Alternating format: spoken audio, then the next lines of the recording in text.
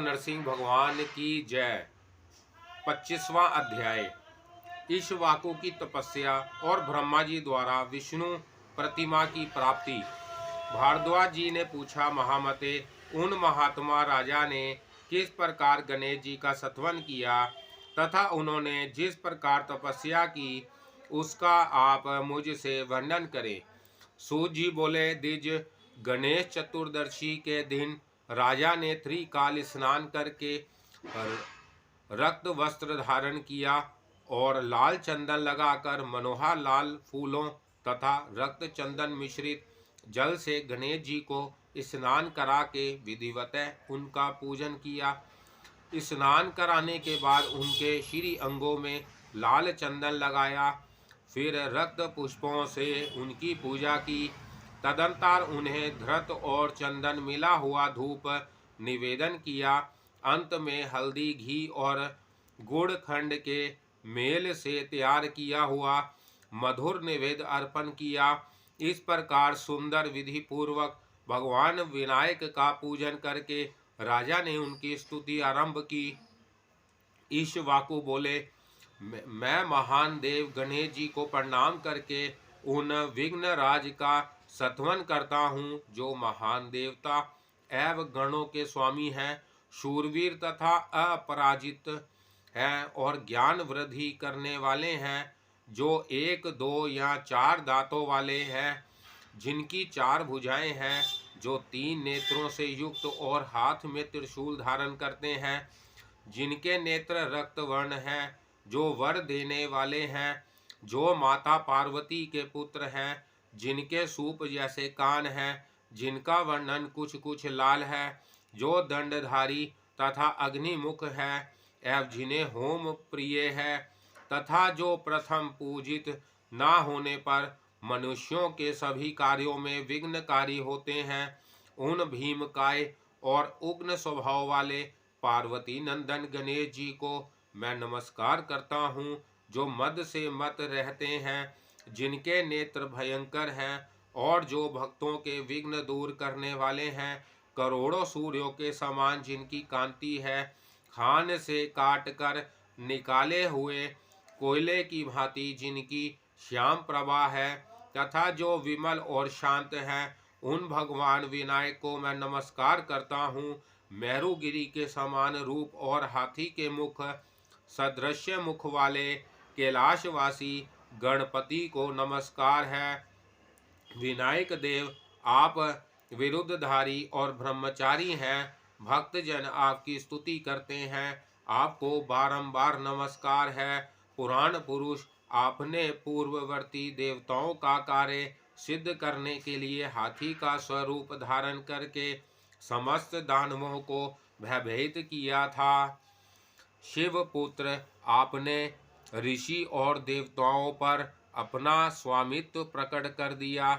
इसी से देवगण आपकी प्रथम पूजा करते हैं। सर्व विघ्नेश्वर, यदि मनुष्य रक्त वस्त्र धारण कर नियमित आहार करके अपने कार्य की सिद्धि के लिए लाल पुष्पों और लाल चंदन युक्त जल से चतुर्थी के दिन तीनों काल या एक काल में आप काल रूपी सर्वज्ञ गणपति का पूजन करें तथा आपका नाम जपे, तो वह पुरुष राजा, राजकुमार, राजमंत्री को राज्य अथवा समस्त राष्ट्रीय सहित अपने वश में कर सकता है। विनायक, मैं आपकी स्तुति करता हूँ। आप मेरे द्वारा भक्ति पूर्वक सत्वन एवं विशेष रूप से पूजन किए जाने पर मेरी तपस्या के विघ्न को दूर कर दें। संपूर्ण तीर्थों और समस्त यज्ञों में जो फल प्राप्त होता है, उसी फल को मनुष्य भगवान विनायक का सत्वन करके पूर्ण रूप से प्राप्त कर लेता है। उस पर कभी संकट नहीं आता, उसका कभी तिरस्कार नहीं होता और ना उसके कार्य में विघ्न ही पड़ता है। वह जन्म लेने के बाद पूर्व जन्म की बातों को स्मरण करने वाला होता है। जो प्रतिदिन इस स्तोत्र का पाठ करता है, वह 6 महीनों तक निरंतर पाठ करने से गणेश जी से मनोवांछित वर प्राप्त करता है और 1 वर्ष में पूर्णतः सिद्धि प्राप्त कर लेता है, इसमें तनिक भी संशय नहीं है। सूत जी बोले, द्विजोत्तम गण, इस प्रकार राजा ईक्ष्वाकु पहले गणेश जी का स्तवन करके फिर तपस्वी का वेश धारण कर तप करने के लिए वन में चले गए।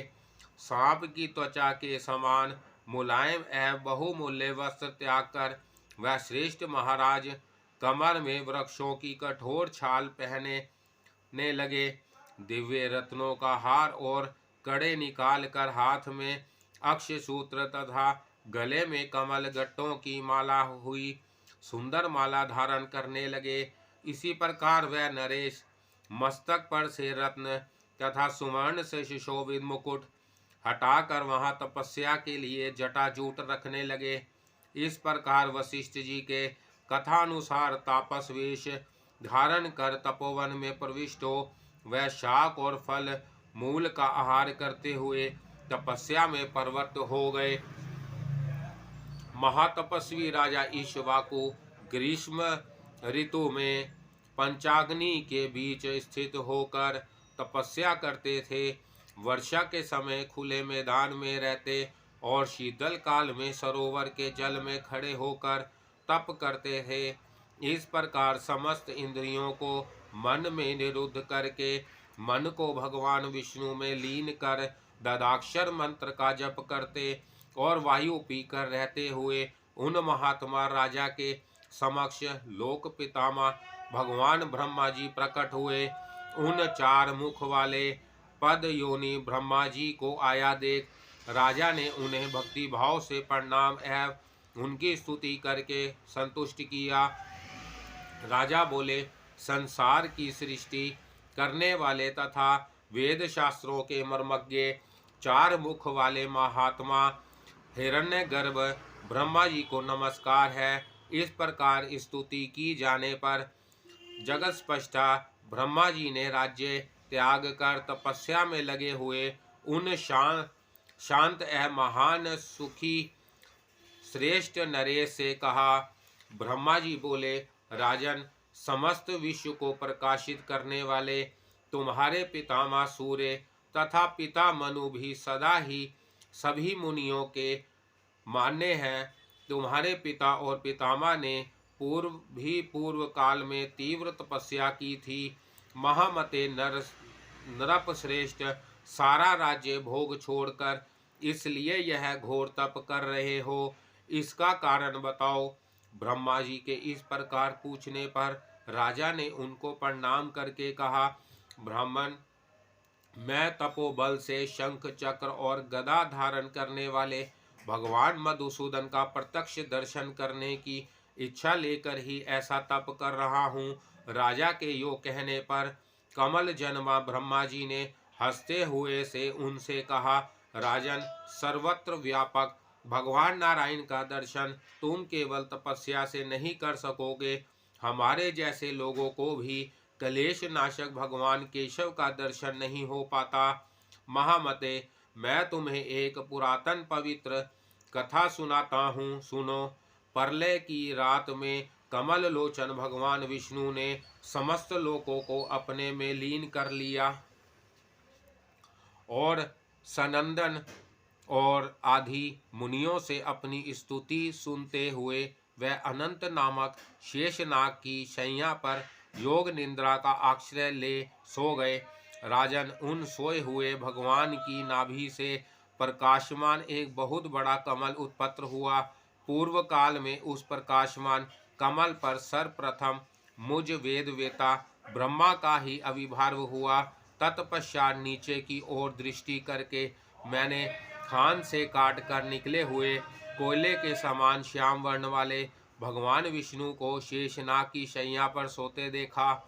उनके श्री अंगों की कांति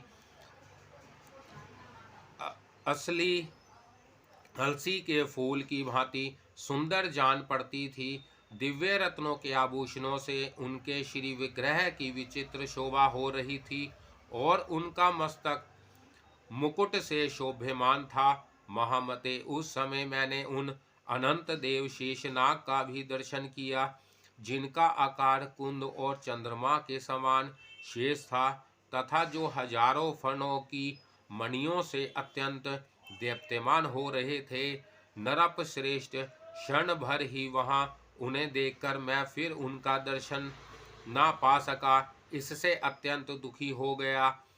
तब मैं को कौतूहलवश निरामय भगवान नारायण का दर्शन करने के लिए कमल नाल का सहारा ले वहां से नीचे उतरा, परंतु राजेंद्र उस समय जल के भीतर बहुत खोजने पर भी मैं उन लक्ष्मीपति का पुनः दर्शन ना कर पा सका। तब मैं फिर उसी कमल का आश्रय ले वासुदेव के रूप का चिंतन करता हुआ उनके दर्शन के लिए बड़ी भारी तपस्या करने लगा। तत्पश्चात अंतरिक्ष के भीतर से किसी अव्यक्त शरीर वाली वाणी ने मुझसे कहा, ब्राह्मण क्यों व्यर्थ कलेश उठा रहे हो? इस समय मेरी बात मानो, बहुत बड़ी तपस्या से भी तुम्हें भगवान विष्णु का दर्शन नहीं हो सकेगा। यदि यहाँ शुद्ध स्फटिक मणि के समान श्वेत नाग शैया पर शयन करने वाले भगवान विष्णु का दर्शन करना चाहते हो तो उनके आज्ञानुसार सृष्टि करो। महामते, तुमने शांग धनुष धारण करने वाले उन भगवान का जो जन पुंज के समान श्याम सुषमा से युक्त तथा स्वभावतः प्रतिभाशाली रूप विमान पर स्थित देखा है, उसी का आलस्य रहित होकर भजन ध्यान करो, तब उन माधव को देख सकोगे।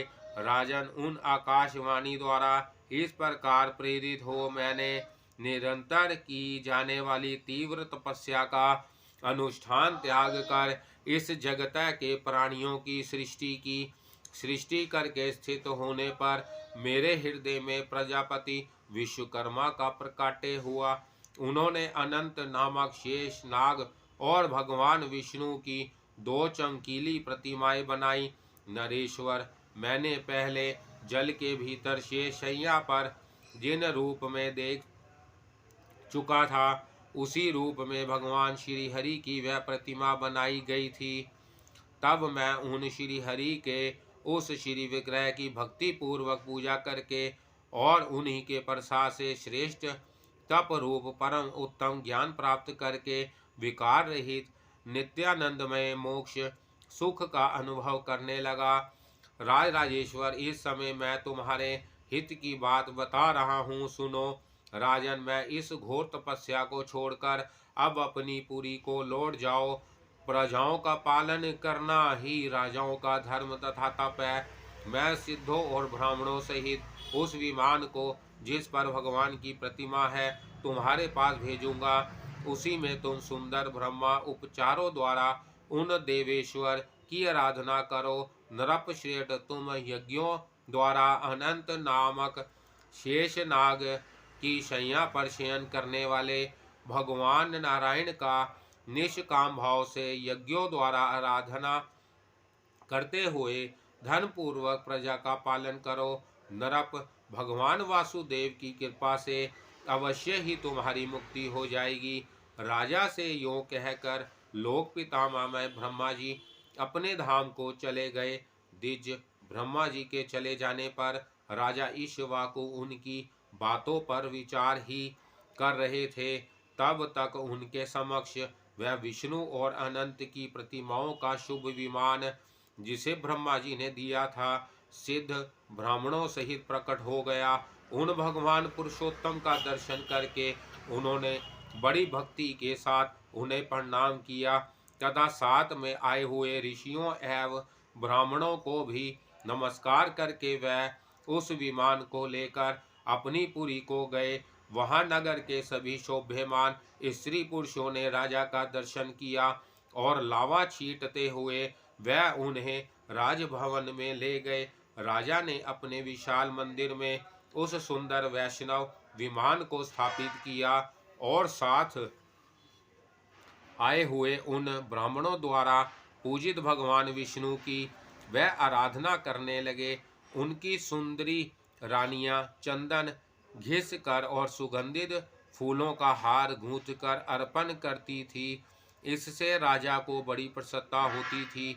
इसी प्रकार नगर निवासी जन कपूर, श्रीखंड, कुमकुम, अघुरु आदि सभी उपचार और विशेषतः वस्त्र, गुग्गुल तथा श्री विष्णु के योग्य पुष्प लाकर राजा को अर्पित करते थे।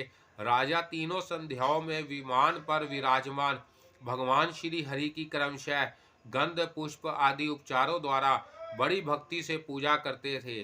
श्री विष्णु के नामों का जप, उनके स्तोत्रों का पाठ, उनके गुणों का गान और शंख आदि वाद्यों का शब्द करते कराते थे। शास्त्रोक्त विधि से प्रेम पूर्वक सजाई हुई भगवान की झांकियों तथा रात्रि में जागरण आदि के द्वारा वह सदा ही देर तक भगवत संबंधी उत्सव कराया करते थे। निष्काम भाव से किए गए यज्ञ, दान तथा धर्माचारों द्वारा उन सर्वदेवमय भगवान विष्णु को संतुष्ट करके राजा ने परम उत्तम ज्ञान प्राप्त कर लिया। यज्ञों का अनुष्ठान, पृथ्वी का पालन और भगवान केशव का पूजन करते हुए राजा ने पितृगणों की तृप्ति के निमित्त श्राद्ध आदि कर्म करने के लिए पुत्रों को उत्पन्न किया और केवल ब्रह्मा का चिंतन करते हुए ध्यान के द्वारा ही शरीर का त्याग कर भगवान विष्णु के धाम को प्राप्त कर लिया। इस प्रकार राजा इक्ष्वाकु अनंत दुखों से पूर्ण संसार का त्याग करके अज, अशोक, अमल, विशुद्ध, शांत एवं सच्चिदानंदमय विष्णु पद को प्राप्त हो गए। बोलो नरसिंह भगवान की जय।